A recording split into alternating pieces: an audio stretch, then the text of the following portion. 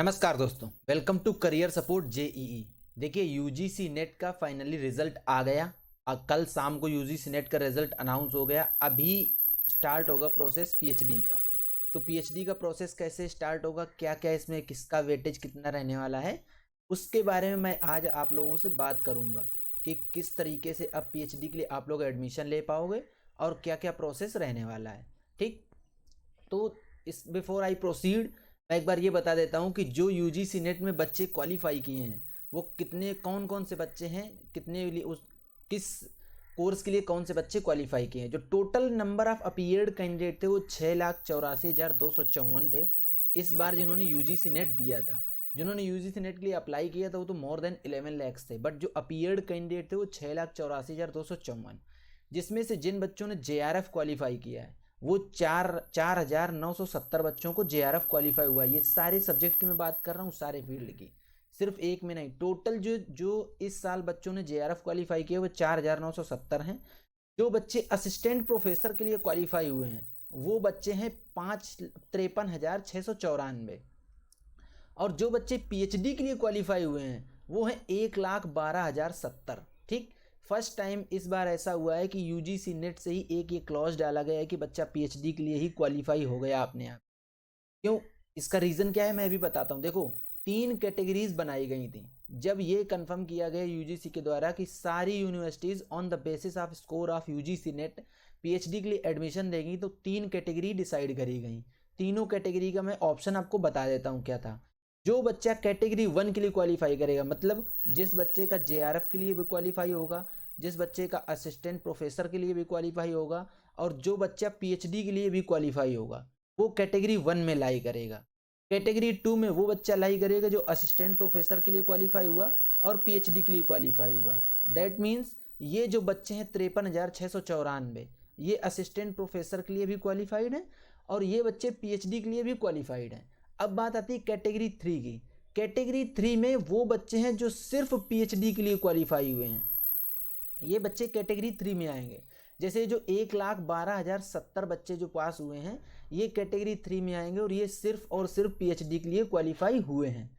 तो I think कि चीज़ें आपको ये क्लियर हो गई अब और ज़्यादा कि कैटेगरी 1, कैटेगरी 2, कैटेगरी 3 क्या था जो बहुत दिनों से ये समय इसका सीन चल रहा है। देखिए, अब स्टार्ट होंगे पीएचडी के लिए एडमिशन।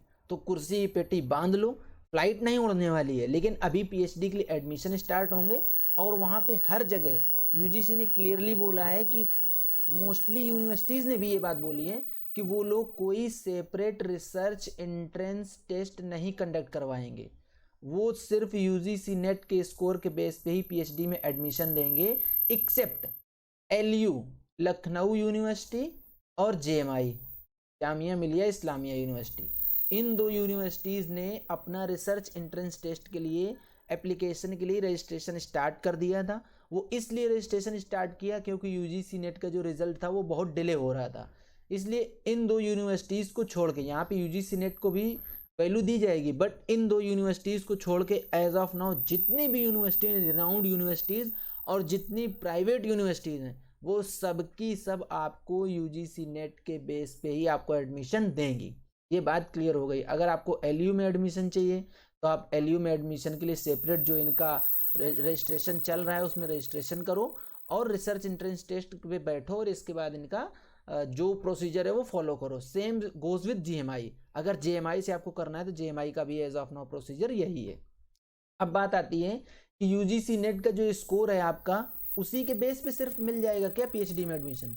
तो इसका आंसर है नहीं।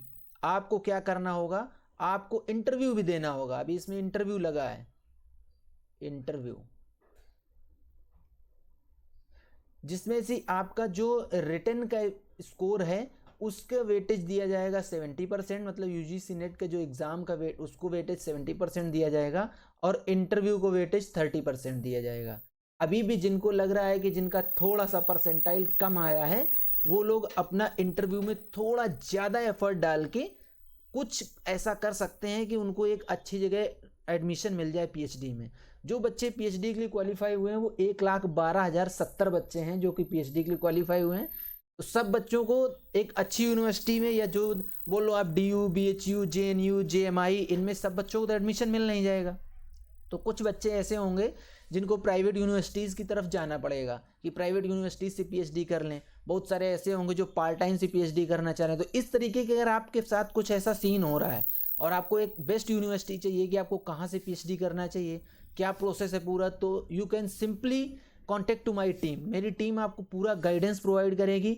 आपको पीएचडी में एडमिशन तक, कॉलेज तक एडमिशन दिलाने में हम लोग पूरी आपकी हेल्प करेंगे। तो ये था वीडियो। अगर आपको वीडियो पसंद आई तो वीडियो को लाइक करो, चैनल को सब्सक्राइब करके रख लो, जिससे कि आपका पीएचडी में एडमिशन तक हम आपके साथ रहें।